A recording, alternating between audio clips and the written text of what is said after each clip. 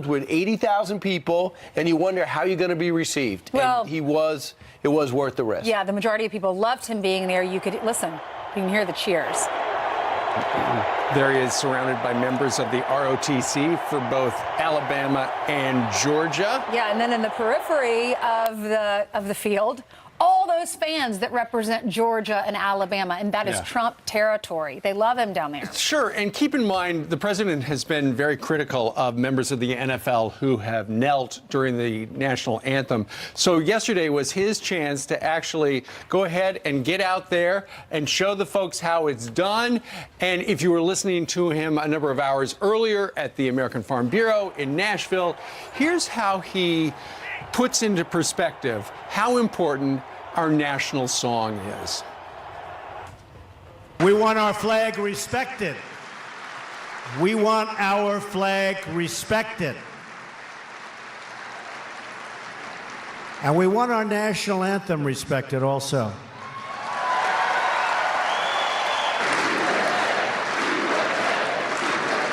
There's plenty of space for people to express their views and to protest. But we love our flag, we love our anthem, and we want to keep it that way. Many of you do too. Sandra wrote us and said President Trump continues to show us all that he is one of us and what it is to be a true American. David emailed, great to see the president at the game and on the field. You could hear the crowd chanting USA. That's how it's done. Virginia sent a much different voice on Facebook. We need to encourage patriotism, and he is trying. If we lose it, we have lost America, and everything else has made America unique. As people have pointed out before, no one says America is perfect. No one says America is agreed upon on different things that should be changed. But we thought we'd had a foundation that the national anthem and the country where we could build from. The big mistake for Colin Kaepernick is picking that moment, that place, to do his protest. All right, let's move on. It was just about 2 weeks before the election last year, and we are now learning what Peter Strzok, that FBI investigator looking into possible collusion with the Trump campaign and the Russians, what he was texting his girlfriend, who was also working at the FBI.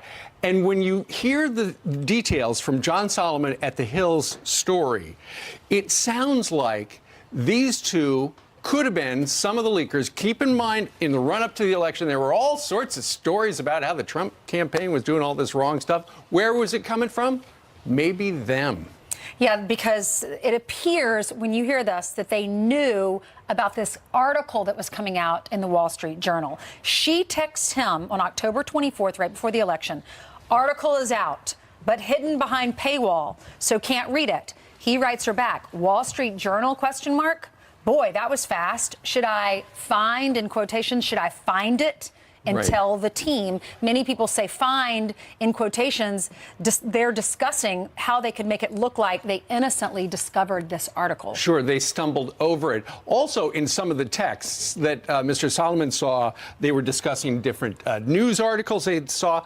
And this is curious for FBI agents working a case, why would they be trying to track down a New York Times reporter by the name of Matt Apuzzo? Well, it turns out Matt Apuzzo was doing all these stories about Russia collusion. Isn't that something? And they worship the guy, where they describe him, the fantastic New York Times reporter. And they wanted to get in contact with him. John Solomon saw all of the texts and said this last night here on the channel. I don't think we know entirely, but congressional investigators certainly have a strong suspicion that these text messages point to an operation inside the FBI that was leaking information, spinning reporters, tracking down reporters. There's a whole effort where the two of them are trying to track down the great reporter from the New York Times, Matt Apuzzo. And why else would they be trying to track down a reporter unless someone wanted to talk to him? But I walked away. I read through hundreds of these messages over the week. I walked away from one thing.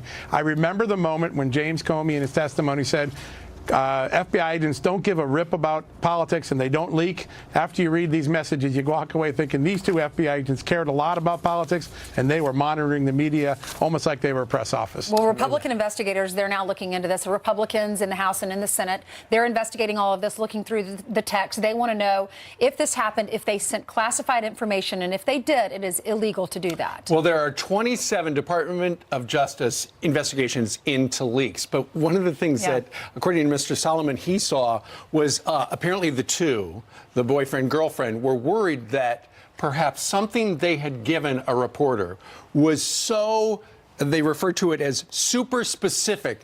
It sounds like they were afraid they might have revealed themselves. So, that stuff was so super specific, we could be in trouble. Right. So they're leaking. There are so many details we need. And they learned it from James Comey. We know who called up Columbia, a friend of his at Columbia University, and leaked this whole story about President Trump. Meanwhile, 7 minutes after the hour, today is going to be a huge day. Bicameral, bipartisan meeting at the White House among leadership. They got to find a way to fund the government and maybe agree to a 2-year budget. What's the big deal? Well, the Democrats want to make sure that DACA's involved with the passage of this budget, even though the expiration for it is not until March. And the president says, yeah, if you're gonna put DACA in, which is those who came here as young people and by parents that are here illegally, do they have a pathway to citizenship? Can they stay here? He goes, you got to throw in the wall. You got to get rid of chain migration. And what else I just mentioned? Well, they need 9 Democrats at least to agree to this. Do you think they're going to do that? Do you think the Democrats, based on the past, the Democrats all stick together, they're loyal to one another? I don't think it's going to happen. I don't either. So if it doesn't, what happens with the budget? They just kick the can down the road and keep delaying until March when they do have to deal with DACA? Don't know. That's why they're having this meeting today at the White House. One other part of this particular memo, which was obtained by the Daily Caller, it said, to the Democrats, refuse to offer any votes for Republican spending bills that do not offer fixes for dreamers. And keep in mind, what they're trying to do in particular would be, for maximum leverage, to say, hey, Republicans, we're going to shut down the government unless you give us a deal on dreamers, even though the president has made it very clear they don't need to take action until March. Well, Democrats, based on that memo that you just read, that Jen Palmieri helped author, and she was the campaign manager for Hillary Clinton. She's basically saying that we're doing this because we need the Hispanic votes. We need the immigrants' votes. Chris Salcedo, who's a radio host down in Texas, he reacted to that. Listen.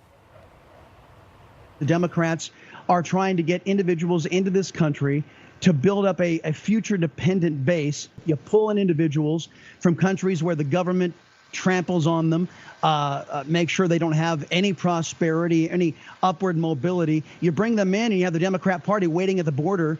Illegally, you bring them in. The Democrat Party is waiting at the border with a voter registration card saying, hey, just vote for us and we'll get you all kinds of goodies. Second generation, third generation Latinos are starting to get wise to what the Democrats are up to. One other thing the president did yesterday, he ended the special protection for people from El Salvador. They'd been in this country since 2001. It was temporary. 15 years later, the Department of Homeland Security secretary said, you know what?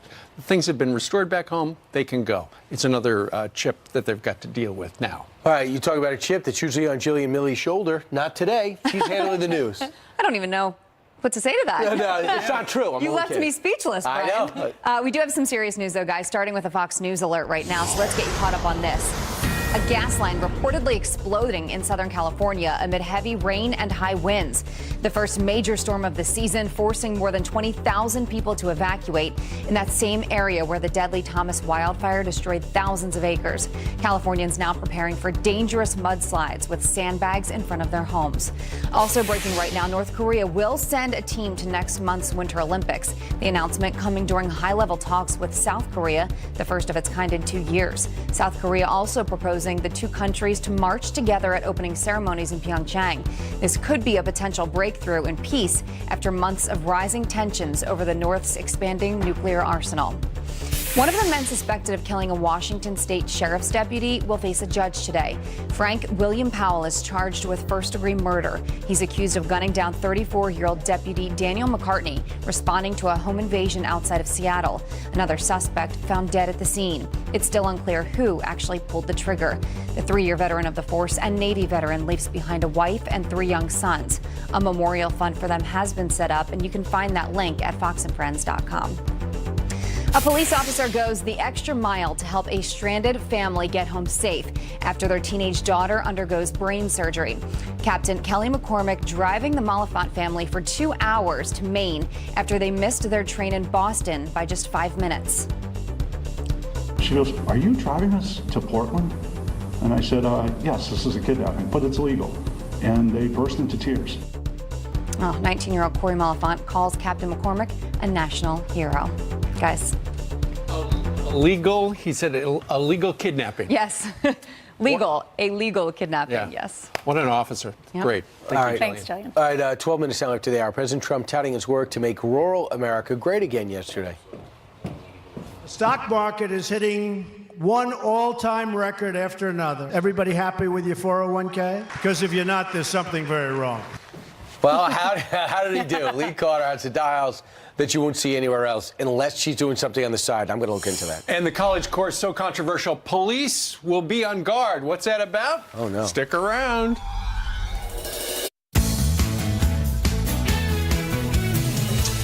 While speaking before the American Farm Bureau Federation yesterday in Nashville, President Trump highlighted his administration's victories and detailed his plans to build back not just America, but rural America, too. So what did the American people think of the speech? Lee Carter is a pollster and partner at Mislansky Partners, and she put the president's speech to the dial test, didn't you? I did. Before we look at these three sound bites, anything catch your eye? You know what? What caught my eye is that Democrats are willing to give the president the benefit of the doubt, and that really surprised me, especially based on the coverage of the book that's come out, and also a lot of the tweeting that he talked about with, you know, the size of the button, where everybody's been really focused on all of that, rather than what the president's talking about. And I saw a public that was willing to listen to him. All right, first sound bite here. Watch the dials. The president talks about internet. Today, in a few minutes, I will take the first step to expand access to broadband internet in rural America, so you can compete on a level playing field, which you were not able to do. Not fair. I will sign 2 presidential orders to provide broader and faster and better internet coverage. Okay, the grades? So you can see the Republicans gave this an A, Independents a B, and even Democrats gave this a C.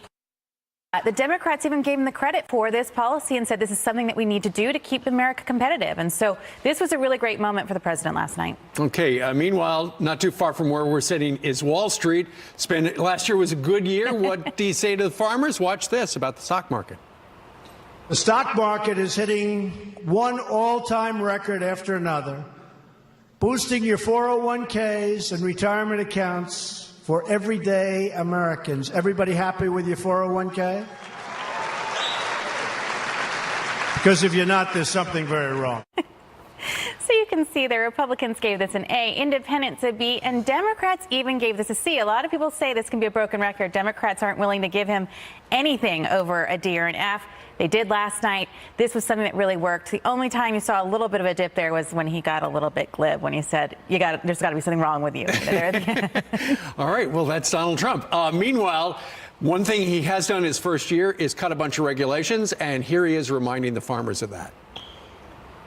I'm truly proud to report that within our first 11 months, my administration has canceled or delayed over 1,500 planned regulatory actions or assaults, more than any president in the history of the United States. We have cut 22 regulations for every one new regulation. Think of that one. Okay. So you can see the Republicans an A, Independents a B minus, and Democrats there a D minus. What the Democrats were responding to is, first, they don't necessarily believe him when he said more than any president in the history. Mm-hmm. People don't like that necessarily. Maybe they like the regulations. Maybe they do like the regulation. But I think the thing that really take away from this is that Democrats weren't quite as negative as we've seen them. And we see Independents inching back up towards the Republicans and how they're responding. So Great. Not quite as bad as a lot of people are saying for the president. Because about 6 months ago, the Independents had gotten away from the president. Now they're coming back. That's right. All right. Lee, thanks for putting everything to the dial. Great to be here. All right. Meanwhile, just hours from right now, lawmakers are going to hold a hearing demanding answers about those sonic attacks down on the island of Cuba, sickening dozens of Americans. Senator Marco Rubio will chair that hearing. He joins us live next. And did Google and Twitter silence conservatives? Wait till you hear about this. Sort of a way forward on DACA and the border wall. All right, GOP Senator Marco Rubio joins us right now to weigh in. Senator, I know you're chairing a very important meeting today about Cuba and what happened to our embassy workers over there, but I just got to ask you, a lot of people are wondering we're heading towards a government shutdown. You're uniquely qualified to answer this because you also tried to tackle immigration, a lot of these issues, in a bipartisan way. Are you recognizing a lot of the patterns? Is this beginning to come together or fall apart? I'm not sure. I think there's a lot of political posturing on the Democrat side. A lot of the things that they're now against are things they voted for. You know, building a wall, bigger enforcement, moving to a merit-based system where we're allowing people into the country based on what skills they have to contribute in the new economy, not just based on how many family members you have living here. These were all components of and ideas of a bill they voted for in 2013. Here's the bottom line, though. You can't shut down the American government. You can't shut down the government of the United States over DACA. And you can't be against anything unless because of the building of a wall. We have a fundamental obligation, even if there was no DACA, even if there were no illegal immigrants in the United States, we still have a fundamental obligation to keep our country safe, and a physical barrier on significant portions of the southern border are a key part of that. And it's something they've supported in the past, but now for symbolic and political reasons, they're against it. So the Democrats are the ones threatening to shut down the government because of the need to build a wall. That's absurd. All right, Senator, you are going to hold the first public open meeting on the alleged mysterious sonic attacks on U.S. diplomats in Cuba. Tell us what you expect to find today, or what the point is today. You know, there's been a lot of reporting on it in the last couple of days that's confused it. One of our goals here today is going to be to make things abundantly clear. We have at least 24 Americans and/or spouses and dependents who have been injured, suffered brain injury that are consistent with like concussions and things like that during their time stationed in Havana over a 12-month period. Now, the method that was used to attack them is not yet clear. That is mysterious. But the fact that they have been injured is not mysterious. There is every reason to believe that they were the subject of an attack of some sort, and of a sophisticated one, because we can't even figure out how it is that 24 people came to suffer these sorts of injuries, all within a condensed period of time. What I am saying is that two things. First of all, no matter what, there is no way you can conduct sophisticated attacks targeting American government officials in Havana without the Cuban government at least knowing about it. And number two, you can't have people in Havana if you can't guarantee their safety. We cannot tell people who we station there, here are the things you need to do in order to protect yourself, because we don't know what they're protecting themselves against. And of course, the big part of this hearing is to see how the State Department handled this. You know, there was this opening to Cuba under Obama, and we want to get to the bottom of what did they do when they started finding out. Did they respond quickly enough? Did they provide assistance to these Americans, access to doctors and the like, or was it not handled appropriately? So that's a key part of the hearing today. So, Senator, do the Cubans, I mean, if it is at the government level and there's some sort of, trying to make people sick or to impact them somehow, if that came from the government, do the Cubans have that technology, or would they have to rely on somebody like the Russians to help them with that? That's a key question here. The fact that we can't figure out how these people were injured tells you, at least allows you to conclude, that if we wanted to harm people this way, we wouldn't be able to do it ourselves. So, but my whole point is, at the end of the day, you can't do this at this level of sophistication, especially in the places where these attacks were happening, against the people it was happening. I mean, if you're an American government official, you are so closely monitored when you are in Havana, that the idea that someone could attack you in a sophisticated way, or in any way for that matter, and the Cubans not at least know about it, is absurd for anyone who knows about Cuba. It's one of the most tightly controlled cities in the world. Senator, lastly, something in a public setting. I know you want what I want us to see, but do you worry about things not getting done because people are grandstanding? On what issue, I'm sorry? When we have this public setting and we have this public hearing, are you worried about things not getting done because people are looking to grandstand? Yeah, that's always an issue, but ultimately the public deserves to know. I mean, these are 24 Americans in the service of our country stationed abroad who have been injured, and the American people deserve to know that the State Department, how did it happen, who did it, and more importantly, how did the State Department respond? Did they respond accordingly? People deserve to know that, and the only way to do that is in a public forum. That's why we have these hearings. Yeah, I'll tell you, it took way too long. Senator, real quickly, we have been reporting that, and we've been reading all these reports about people losing their hearing. You said it's more of concussion symptoms, but did some people lose their hearing? Well, that's one of the things you'll hear today: hearing, vision loss, cognitive abilities. I mean, things consistent with brain injury and things you see with brain injury. And some of them appear to be permanent. We'll have more in-depth medical testimony today, but bottom line is these people were injured, and it wasn't some sort of mass hysteria. These are documented medical cases, and while we can't deduce how they did it, we know that it happened. Yeah. All right. 24 people. Yeah. Senator Rubio, thank you very much. Good luck today. Thanks, Thank Senator. you. Thanks so much. All right, a bombshell new report says Huma Abedin, who was going to be chief of staff of Hillary Clinton and won the election, saved her work emails on her ex-husband's laptop. But that's not what she told the FBI. Plus, a new book shares the stories of Americans who were forgotten or ignored by the swamp in Washington. RNC spokesperson Kayleigh McEnany wrote that book, and she joins us now live. God is so good. We have Kayleigh McEnany on our couch today, on the Curvy Couch. She started as an intern here. I was working the overnights. We were in the middle of the overnight shift, and I was showing you how to read the teleprompter. And look how good God is. Now you're a spokesperson for the RNC. You've done all this, TV hits. You've written a book. You're here to talk about it. It's called The New American Revolution. This is the book, The Populist Movement. Why did you write this? Well, I wrote this because we hear so much about the forgotten man and woman. President Trump talked about it, and I wanted to find them. And I thought when I went out to find the Trump voter or the frustrated American on either side of the aisle, I'd find a lot of anger. What I found were people whose lives had been torn apart, a lot of times by the absence of government doing their job. And they shared with me how they overcame through faith, and God, not government, was their answer. So I found this beautiful American spirit that renewed my hope in this country and the people within it. Where'd you go? Went all across the country. So Lakeway, Texas. I went to Wadsworth, Ohio. Went down to Texarkana, Arkansas, which was incredible. So unlike a lot of people who write political books, you didn't talk to other people in Washington, D.C. or New York. You branched out. Got out of the echo chamber. And I have to tell you, one of the most moving stories I heard, and it's how I opened the book, was with Kim Copeland. We all remember the Nice terrorist attack happened right before the Republican National Convention. A truck rammed through a crowd of people, and 2 Americans lost their lives, a little son, 11 years old, and a father, Brody and Sean Copeland. She shared with me the most amazing story. Her son gets hit at a candy stand getting candy. Her husband dove to push him out of the way. His body was being taken back to the hotel, the 11-year-old son's body, with her husband dragging behind. Her husband asked one question: is Brody okay? He asked it for an hour and a half as he was transported to a hospital an hour away. His final words before he left this earth: I know where Brody is. She said, my husband saw my son in heaven and went to be with our little boy. Wow. So why is that story perfect for the Trump voter? Because she felt left behind. We've seen terrorist attacks across this country, ones like in San Bernardino that could have been thwarted because people said, I saw something suspicious going on, and they didn't say something out of political correctness. She got a call from Obama, wasn't happy with the call she got from Obama, had a lot of faith in the Trump presidency, showed up to vote for Trump because she understands national security and safety because it's personally wrecked her own life. You write in the book about her going home to an empty house. She had lost her child, lost her husband. She was almost 40 years old, about to celebrate her birthday. They had been planning this trip to go to Paris.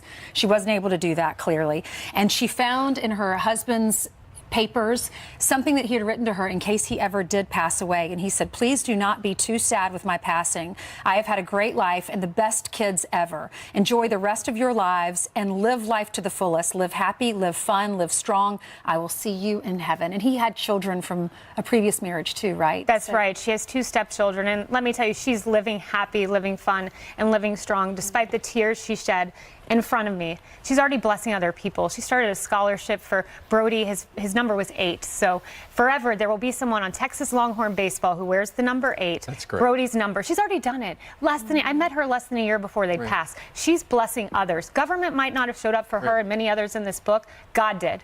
You know, your book is all about the people that the mainstream media doesn't talk to, for the most part. And I can't tell you how many times I saw on television over the last 72 hours people talking about, well, you know, this Trump book by Michael Wolff, it's so bad for him. But the people out in the flyover stakes, and I was down in Florida over the weekend.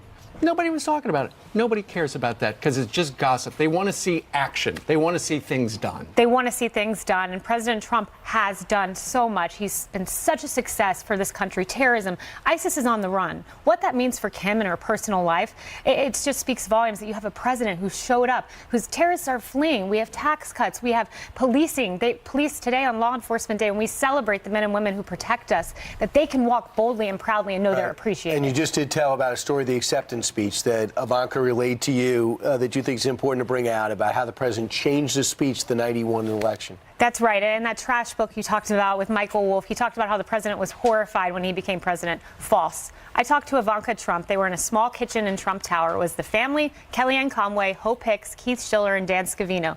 Ivanka said, my father read the pre-planned acceptance speech, said, I want to speak to all Americans. When he looked at a screen and saw crying Hillary voters, he ripped it up and he wrote a new one because he said, I see their pain.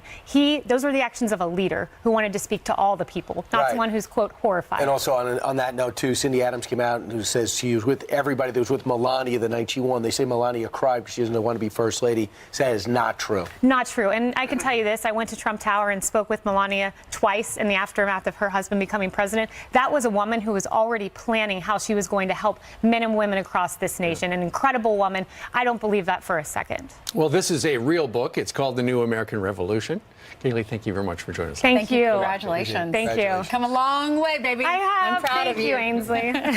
All right, Jillian's behind you, Kayleigh. We're going to talk to her and get some headlines. That's right. Good morning to you at home as well. Let's start with this. Hillary Clinton's top aide accused of lying to the FBI. A brand new bombshell report from the Daily Mail revealing Huma Abedin backed up emails on her ex-husband's laptop after Hillary Clinton left the State Department in 2013. But she told the feds she did not archive the exchanges from Clinton's private server. Fox News senior judicial analyst Judge Andrew Napolitano joined us earlier to weigh in. Reports are that she told the FBI, not under oath, but in an official conversation, so it's not perjury, it's lying to the FBI. Can she be prosecuted? Yes. Will she be prosecuted? $1,000 question. Ask Jeff Sessions. The FBI found those emails on Anthony Weiner's laptop just weeks before the 2016 election after he was caught sexting a 15-year-old girl. Google and Twitter under fire, accused of discrimination. Engineer James Damore was fired from Google after sending a memo questioning the company's diversity policies. He just filed a class action lawsuit against Google, claiming they discriminate against white men and conservatives, and right-wing activist Charles Johnson suing Twitter for banning him from the platform in 2015 for posting his views. Police officers assigned to guard a college course on white racism today. Professor Ted Thornhill at Florida Gulf Coast University says he's received thousands of negative comments, emails, and voicemails about his class. The course starts today and is slated to cover things like ways to challenge white supremacy and laws that allow for, quote, white racial domination. A university spokesman defending the move, saying the police are just a precaution. Well, the Alabama Crimson Tide are college football champions after an incredible overtime win over the Georgia Bulldogs. Valhalla trying to make up for it. Fires to the end zone. Touchdown! Alabama wins! Freshman QB Tua Tagovailoa stepped in at half, delivered the 26-23 win. He thanked God for the opportunity given to him by Coach Nick Saban. I don't know how Coach Saban found me all the way in Hawaii from Alabama, so I just thank God he found me, and, we're here right now. And now everyone knows who you are, and they're watching. The win is Saban's 6th national title, tying the all-time mark with former Crimson Tide coach Bear Bryant. Let's look at your headlines. What a wrap-up to a guys. great season. I know, right? That's the happiest I've ever seen him. How awesome for him, right? It's great. All right. Let's go outside. Janice Dean, it's not as cold as it has been. We're no longer in the deep freeze, and that's why people are behind you. That's right. That's right. Where are you from, and what are your names? Jim Koontz, Weston, Missouri. And this is nothing. We're going to 42 today. That's downright balmy, right? Warm. What about where are you from? Long Island. Long Island? What's your name? Gail, Long Island. All right. And you guys? We're Kim and Thomas Howard, and we're from Gloucestershire in England. Oh, my gosh. When are you leaving? When do you go back home? We fly back tonight. Oh, good. And you were at JFK, right? We were, and it was a bit crazy. Awesome. Well, thank you for being here. Yeah, I'm glad you stayed one more day to be on Fox and Friends. Real quick, it is going to warm up today. We are looking at temperatures around 41 degrees. We love it. The one big story we are watching today is rain out west, okay? The burn areas, unfortunately, we're going to see the potential for flash flooding, so that's the region we're going to be watched throughout the day. All right, give everybody a wave. In jolly old England, we love you. Back inside. Thank you. Thank you. All right, coming up on this Tuesday, working in the White House can be pretty tough, but two former staffers for Presidents Bush and Obama are revealing a different side of the West Wing you haven't heard, including the president's best jokes. You'll meet them next. And it's called the Super Bowl of Technology, the Consumer Electronics Show kicking off in Las Vegas. We are live with the preview of this year's hottest gadgets coming up.